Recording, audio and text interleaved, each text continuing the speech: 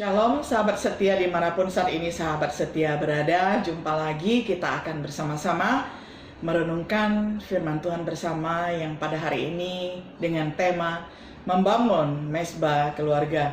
Kita akan membaca firman Tuhan bersama-sama dari Ulangan 6 ayat 4-9. Dengarlah hai orang Israel, Tuhan itu Allah kita, Tuhan itu esa. Kasihilah Tuhan Allahmu dengan segenap hatimu, dan dengan segenap jiwamu, dan dengan segenap kekuatanmu. Apa yang kuperintahkan kepadamu pada hari ini, haruslah engkau perhatikan.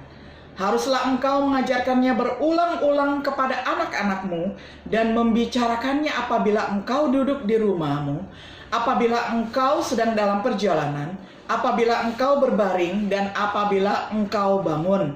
Haruslah juga engkau mengikatkannya sebagai tanda pada tanganmu, dan haruslah itu menjadi lambang di dahimu, dan haruslah engkau menuliskannya pada tiang pintu rumahmu dan pada pintu gerbangmu.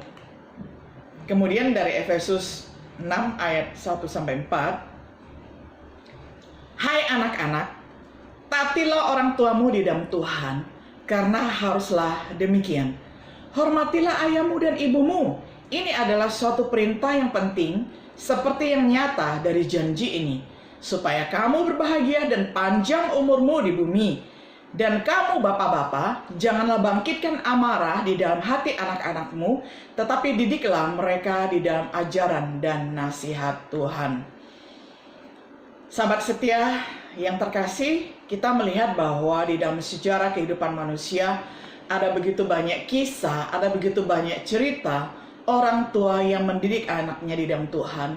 Dan juga ada begitu banyak kisah dan banyak cerita tentang orang tua yang salah mendidik anaknya. Nah, melalui nats Alkitab yang sudah kita baca bersama tadi, kita akan belajar tentang peranan orang tua dan anak di dalam didikan firman Tuhan. Atau yang kita bahas tema hari ini adalah membangun mezbah keluarga. Nah, yang pertama harus kita sadari bahwa orang tua terpanggil sebagai pendidik. Orang tua dipercayakan oleh Allah sebagai seorang guru, sebagai seorang pendidik di dalam rumah tangga. Orang tua menerima perintah dari Tuhan untuk menghayati firman Tuhan yang sudah kita baca tadi di dalam ayat 5 dan 6. Nah, sedangkan di ayat 7, orang tua diingatkan untuk mengajarkan firman Tuhan itu berulang-ulang kepada anak-anaknya. Makanya tidak heran kalau pada hari ini kita melihat bahwa sekolah yang paling mahal itu adalah homeschooling, ya. Itu adalah sekolah yang sebenarnya sangat ideal. Nah, homeschooling ini saudara, sebelum pada abad 20 dan abad 21 orang yang menyebutnya itu sebagai homeschooling, orang Israel atau orang Yahudi sudah melakukannya. Karena apa? Karena inilah model yang Tuhan inginkan. Tuhan sudah memanggil orang tua menjadi pendidik, menjadi guru, dengan mengajarkan firman Tuhan itu kepada anak-anak ketika sedang duduk, ketika sedang dalam perjalanan, atau ketika sedang tidur, ketika mereka berbaring, ya, menjelang tidur begitu ya. Nah, jadi kita lihat sebenarnya homeschooling itu dasarnya, basicnya adalah dari sini, dari kitab Ulangan. Makanya tidak heran kalau kita lihat bahwa keluarga Yahudi ya memiliki otak yang luar biasa encer ya, ketika menyerap ilmu dan ketika juga menciptakan hal-hal penemuan-penemuan di dunia ini. Nah, kita mau melihat sekarang apa yang diajarkan oleh sekolah. Biasanya sekolah yang paling bagus itu hanya mengajarkan 3 hal saja ya. Head, heart, dan hand ya, yakni kognitif, afektif, dan psikomotorik ya. Tetapi kalau kita perhatikan di dalam Alkitab itu menambahkan hal yang keempat ya, yakni habits ataupun kebiasaan. Nah, kalau di sekolah tentu saja transfer ilmu, ketika guru menyampaikan ilmu kepada anak-anak itu melakukan bagian yang pertama, yakni memenuhi otak ataupun head ya, dengan kognitifnya ini, itu adalah dengan pengetahuan-pengetahuan. Nah, pengetahuan itu kemudian dicerna ya di hati, dipikirkan ya, direnung-renungkan. Nah, itu disebut dengan afektif ya. Jadi dikelola ataupun dikunyah begitu, didigest. Nah, kemudian hal yang ketiga itu adalah ketika ilmu atau firman yang diterima itu setelah direnungkan, setelah didigest, dicerna, lalu dilakukan oleh kesaksian anggota badan seluruh pribadi kita. Itu yang disebut dengan psikomotorik ya, ataupun kesaksian dilakukan dengan tangan, dengan kesaksian yang hidup. Nah, itu pendidikan yang baik melakukan 3 hal tersebut ya. Tetapi kita lihat bahwa Christian education ya, kita melihat pendidikan Kristen itu menambahkan hal yang keempat, yakni habit ataupun kebiasaan. Karena habit ataupun kebiasaan karena dilakukan berulang-ulang ya, dilakukan berulang-ulang akan menjadi karakter, dan inilah karakter Kristen. Nah, kita melihat bahwa orang tua dipanggil untuk menjalankan tanggung jawabnya di dalam 4H ini ya, mengajar seluruh anggota keluarganya, anak-anak dan juga mungkin ada keponakan, siapa yang menumpang di rumah harus diajarkan yang demikian. Kita melihat bahwa orang tua dipanggil, dipercayakan oleh Tuhan sebagai pendidik, itu adalah memberi teladan karena buah jatuhnya tidak jauh dari pohonnya. Pepatah sudah mengatakan, jangan mengharapkan pohon rambutan berbuahkan manggis, atau mengharapkan pohon durian berbuahkan nangka ya, atau sebaliknya. Tidak mungkin. Pohon durian pasti menghasilkan durian ya, pohon rambutan pasti menghasilkan buah rambutan ya. Nah, jadi tidak mungkin pohon pisang menghasilkan talas ya. Nah, itu adalah suatu hal yang sangat mustahil.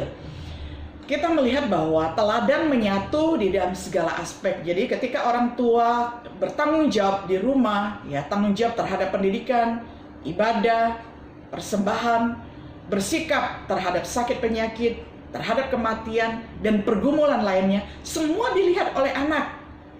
Nah, ada satu kisah tentang mangkok kayu. Kisah ini adalah tentang satu keluarga yang terdiri dari papa, mama, dan anak yang berumur 5 tahun masih TK, anak laki-laki, dan ada seorang kakek tinggal bersama dengan mereka ya, yakni dari keluarga si papa. Nah, si kakek ini mempunyai sakit Parkinson. Jadi kalau orang Parkinson itu pegang barang nggak stabil, gampang jatuh ya. Nah, pas kalau lagi makan ya, tiba-tiba ngambil gelas, jatuh, pecahlah gelas tersebut. Lalu ambil piring, jatuhlah piring tersebut ya. Padahal piringnya itu piring mahal, piring pualam ya. Piring pualam itu adalah piring mangkok ya, yang mahal sekali harganya.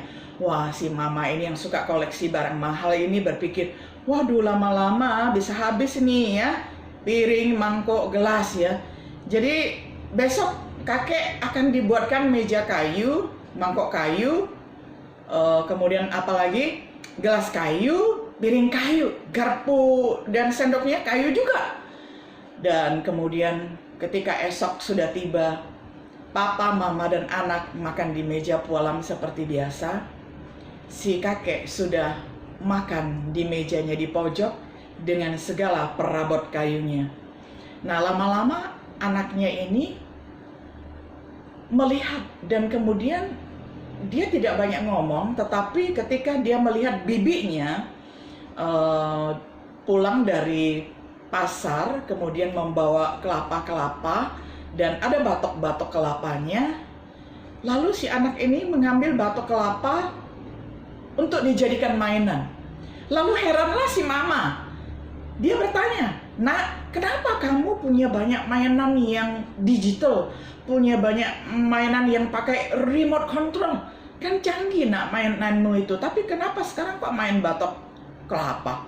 Coba ngomong ke mama kenapa."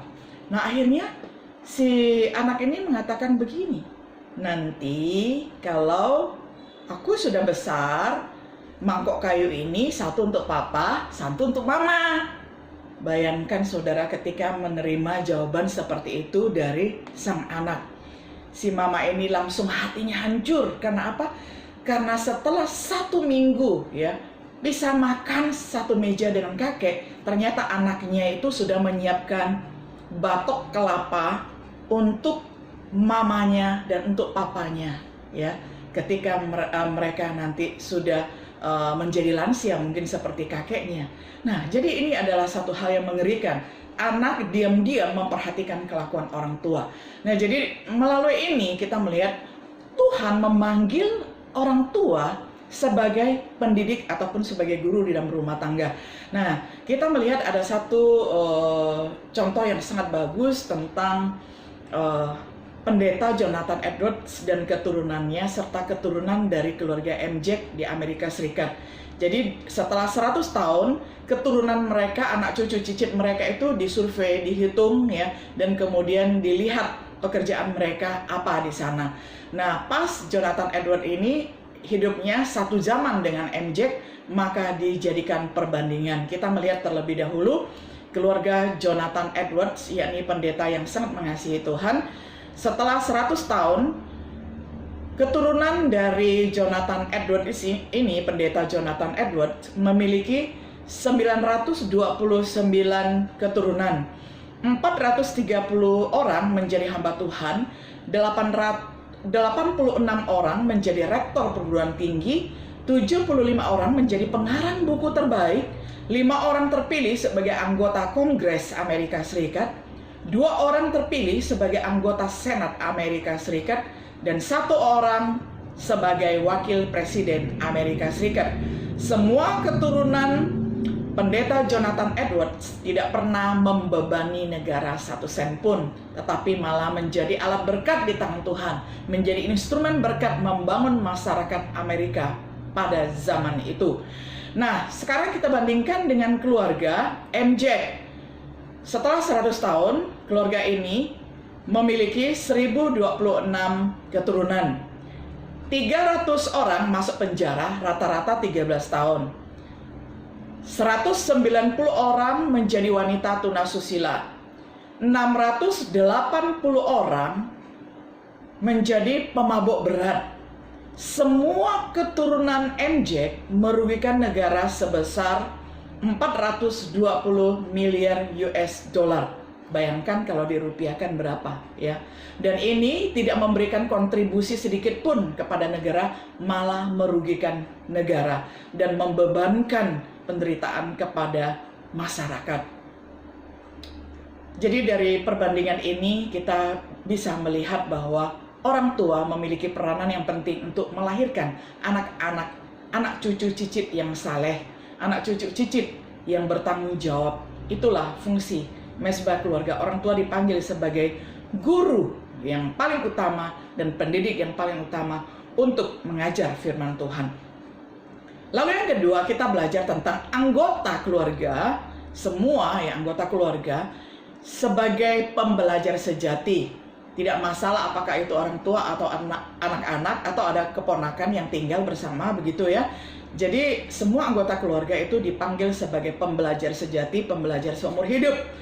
Anak taat dan hormat kepada orang tua itu adalah perintah dan firman ya. Jadi itu harus selalu diingatkan tentang rule-nya ya, tentang bagaimana mereka harus menghargai orang tua mereka.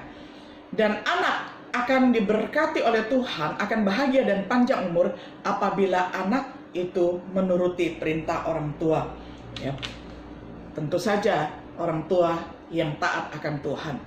Nah, kemudian hikmat mendidik anak orang tua ini bisa kita lihat di dalam contoh sejarah ya. Kalau sudah menjadi orang tua yang baik, itu akan dinikmati oleh anggota keluarga menjadi anggota keluarga yang sungguh ya dapat belajar banyak hal. Saya terkesan sekali dengan kisah Susannah Wesley karena dia mempunyai banyak anak ya. Dia pun adalah keluarga hamba Tuhan, suaminya adalah Samuel Wesley, dan kemudian dia mempunyai anak-anak laki-laki banyak juga yang menjadi hamba Tuhan ya. Misalnya yang mendirikan gereja Metodis, John Wesley, Charles Wesley ya. Nah, Susannah Wesley ini adalah orang tua yang luar biasa ya. Ketika di dalam kesibukannya sebagai seorang ibu dan mempunyai anak satu lusin ya, anak-anak laki-laki, bayangkan betapa repotnya. Tetapi Susannah Wesley mempunyai tips yang luar biasa karena dia menjadi orang tua yang baik. Dia bekerja sama dengan suaminya, setiap hari mempunyai quality time yang baik dengan setiap anak. Jadi setiap anak dipanggil secara bergilir ya, untuk didoakan, untuk bincang-bincang, walaupun nggak lama-lama, kadang-kadang cuma 5-10 menit. Tetapi Susana Wesley selalu berbisik kepada kepada semua anak yang dia panggil, tapi dengan perjanjian, "Hei abang, hei kakak, ya, hei adik, ya, sekarang mama mau bisik kepada kamu ya, bahwa kamu itu adalah anak mama yang paling spesial. Jadi kamu harus taat kepada Tuhan dan taat kepada orang tua, taat kepada papa mama, dan menyayangi semua saudara-saudaramu ya. Jangan bilang-bilang ya ke saudaramu yang lain." Nah, kemudian ketika Susana Wesley ini meninggal ya, suaminya Samuel Wesley juga meninggal, dan ke-12 putra-putri yang sudah besar ini ya reuni, dan pada satu saat ada yang mengusulkan demikian. Kalian masih ingat enggak ketika masih kecil kita selalu mempunyai quality time bersama orang tua kita, dan kita selalu diajak untuk doa bersama dan selalu ada bisikannya. Setiap hari selalu itu yang dibisikkannya. Dan kita sudah berjanji bahwa kita tidak boleh cerita-cerita kepada siapapun. Nah sekarang papa mama kan sudah pulang ke surga ya. Jadi tidak ada di dunia ini lagi. Apakah kita sepakat kalau kita mau buka rahasianya? Boleh tahu nggak rahasianya apa? Wah, mulailah mereka buka rahasianya ya. Dari yang paling besar sampai kepada yang paling bungsu. Ternyata apa yang dibisikkan oleh Susana Wesley kepada setiap anaknya itu adalah sama. Bahwa kamu adalah putra mama, bahwa kamu adalah putri mama, putra putri papa mama yang paling spesial, yang sangat-sangat papa mama kasihi. Kamu harus taat ya kepada Tuhan dan juga kepada orang tua, dan kamu harus menyayangi semua saudara-saudaramu. Ternyata semua anak ya diberi pesan yang sama, dan pada saat itu semua anak bersyukur ya bahwa mereka mempunyai orang tua yang saleh, yang luar biasa, yang dengan cara yang sangat sederhana dapat mendidik mereka menjadi orang-orang yang sukses, menjadi orang-orang yang melayani Tuhan, yang mengasihi Tuhan dengan segenap hati mereka. Nah saudara, ini adalah kesaksian ya dari keluarga Susana Wesley. Nah, kesaksian dari keluarga Israel yang banyak ya, kita lihat bahwa banyak penemu-penemu canggih di dunia ini. Ada sekitar 13 juta Yahudi di seluruh dunia, yaitu adalah penemu-penemu yang canggih. Nah, sejak dari penghargaan Nobel diserahkan pada tahun 1895, ada sebanyak 13 orang dari kaum Yahudi meraih Nobel sastra, 30 orang mendapatkan Nobel kimia, 53 orang meraih fisiologi atau kedokteran, 49 orang mendapatkan Nobel fisika, 9 orang memenangkan Nobel perdamaian, dan 24 orang mendapatkan Nobel ekonomi. Hingga tahun lalu total orang Yahudi yang menerima Nobel adalah 178 orang. Nah, ini adalah catatan ataupun data yang dilansir dari surat kabar Haaretz ya. Jadi semenjak hadiah Nobel digelar, fakta menunjukkan bahwa para penerima hadiah bergengsi tingkat dunia itu 1/5-nya adalah orang Yahudi. Nah, jadi apa sebenarnya yang membuat kaum Yahudi lebih pintar dan mempunyai prestasi yang begitu luar biasa dan meraih begitu banyak hadiah Nobel?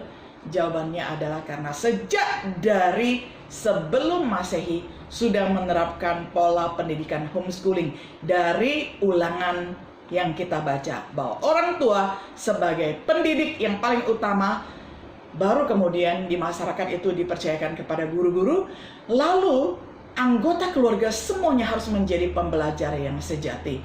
Nah, jawaban ini juga bisa kita lihat dari sisi sosial kemasyarakatan ya saudara.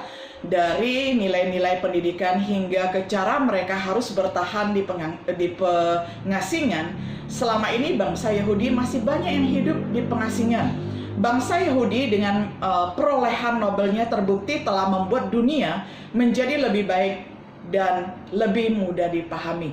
Nah, ini contoh-contoh 6 keturunan orang Yahudi yang menjadi penguasa teknologi ya, dan pasti kita sudah kenal ya wajah-wajah mereka. Karena apa? Karena setiap temuan mereka itu dipakai oleh jutaan orang, bahkan miliaran orang di muka bumi ini. Katakanlah Steve Ballmer ya, dia ini adalah CEO Microsoft.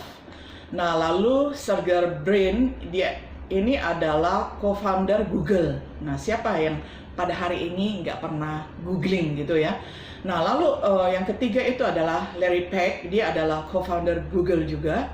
Lalu yang keempat adalah Michael Dell, ya kita tahu ini adalah pebisnis sukses Amerika yang mendirikan industri Dell ya, ataupun sebuah perusahaan teknologi informasi dan infrastruktur internet ya. Nah, ini yang keempat. Yang kelima adalah Lawrence Joseph Larry, yang lahir pada 17 Agustus 1944, adalah pendiri sekaligus bos Oracle, perusahaan software besar. Lalu yang keenam ya, semua juga orang tahu dan dia masih muda sekali, Mark Zuckerberg. Ini adalah co-founder Facebook. Nah, nama yang satu ini pasti tidak asing lagi, karena hari ini siapa yang tidak memakai Facebook begitu ya, dan produk-produk lainnya. Dan kemudian kita juga melihat penemuan canggih terus berlangsung, mobil yang dapat terbang ya. Jadi sebenarnya mobil yang dapat terbang ini cocok ya kalau kita pakai di Indonesia, karena sering macet ya. Dan pada saat ini karena pandemi COVID-19, kendaraan tidak begitu macet lagi ya. Jadi ada sisi buruk dan sisi baiknya. Jadi kalau sekarang mau kemana-mana itu lancar sekali. Karena apa? Karena tidak ada lagi kemacetan, karena masing-masing orang stay home ya, stay at home ya, bekerja dari rumah, tinggal di rumah, berkarya dari rumah. Nah, kemudian kita melihat penemuan canggih ini banyak sekali ya, dan ini sudah dipasarkan. Mobil-mobil yang kemudian bisa mengeluarkan sayapnya dan kemudian terbang di udara. Jadi ini adalah mobil pesawat ya. Penemuan canggih terus berlangsung dari abad ke abad ya, dan banyak sekali.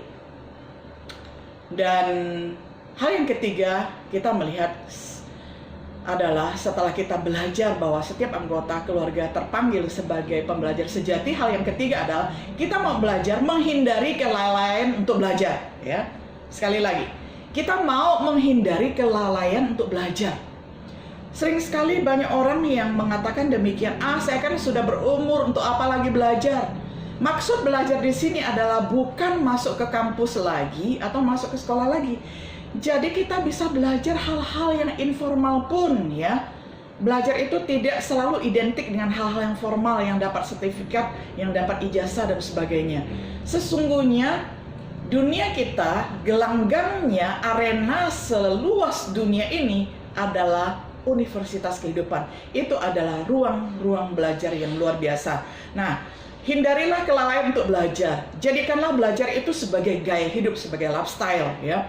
Mengapa banyak anak tidak taat? Karena apa? Karena orang tua tidak mempunyai gaya hidup yang suka belajar ya. Nah, karena tidak ada gaya hidup belajar di dalam keluarga, nah lalu siapa yang harus diteladani? Anak sejak dari lahir sampai ketika menjadi dewasa, sekarang tidak pernah melepaskan yang namanya gadget ya. Jadi di sekeliling mereka setiap hari ya, sejak dari tangis pertama muncul di dunia, klik ya, wajahnya sudah tersebar di seantero jagat ini. Kita lihat pada saat ini mana yang lebih banyak dipegang oleh seorang anggota keluarga, firman Tuhan kah atau gadget? Kalau kita menjadi pelaku firman Tuhan, saudara, berbahagialah kita. Tetapi di era digital ini, memang pada saat ini kita ibadah pun ya, pakai online dan sebagainya, kita tidak bisa melepaskan diri lagi ya dari gadget. Nah, tetapi maksud di sini adalah mana pengaruhnya yang lebih besar? Pengaruhnya adalah firman Tuhan atau sebuah alat yang mati ya? Firman Tuhan atau gadget? Sebenarnya di dalam gadget pun bisa berisi firman Tuhan ya, firman Tuhan elektronik, tetapi bukan itu maksudnya. Maksudnya adalah kecenderungan hati. Kecenderungan hati kita ini lebih taat kepada firman Tuhan atau lebih menyediakan banyak waktu ya untuk dipengaruhi oleh gadget. Saudara, saya menulis sebuah puisi bebas, katakanlah prosa, berjudul Gadget 23. Dan ini adalah sebuah puisi plesetan dari Mazmur 23. Dan saya berharap melalui prosa ini bisa menyadarkan kita betapa gadget bisa menjadi berhala kita kalau kita nggak hati-hati ya. Kalau kita tidak memprioritaskan firman Tuhan, gadget yang mendominasi hidup kita dan kita tidak menguasai informasi, tapi informasi yang menguasai kita, nah itu akan menjadi berhala di dalam hidup kita. Gadget adalah gembalaku. Aku akan kekurangan kehidupan rohaniku. Ia menyibukkan aku dan tidak mengerjakan apa-apa untuk Tuhan. Ia menyita waktu luangku. Ia menyegarkan keinginanku untuk perkara-perkara duniawi. Ia mengurangi waktuku untuk mempelajari kebenaran firman Tuhan. Ia menuntun aku ke jalan untuk mangkir dari ibadah. Ya, sekalipun aku harus hidup sampai 100 tahun, aku tidak takut kehabisan kuota ataupun pulsa. Sebab gadget ada besertaku. Gambar-gambar dan suaranya menghibur aku. Ia menyediakan fitur-fitur kebutuhanku bagiku, bahkan di hadapan tamu-tamuku. Chattingnya penuh melimpah. Upload dan download belaka akan mengikuti aku seumur hidupku. Dan aku akan diam dalam kekeringan rohani sepanjang masa. Saudara, ini hanya plesetan dari Mazmur 23 dan itu boleh menjadi refleksi bagi kita mana yang lebih kita cintai, firman atau gadget. Nah, selamat membangun mesbah keluarga untuk kita semua, baik bagi orang tua maupun bagi seluruh anggota keluarga. Sebagai orang tua kita diingatkan sebagai pendidik utama di dalam keluarga. Nah, sebagai anggota keluarga, mari kita menjadi pembelajar sejati. Dan hal yang ketiga, baik untuk orang tua maupun untuk anak-anak adalah mari kita hindari kelalaian untuk belajar. Jadi kita perlu belajar seumur hidup, jangan lalai untuk belajar. Selamat belajar dan selamat membangun mesbah keluarga. Sahabat setia yang terkasih, kiranya Tuhan Yesus memberkati kita semuanya. Shalom.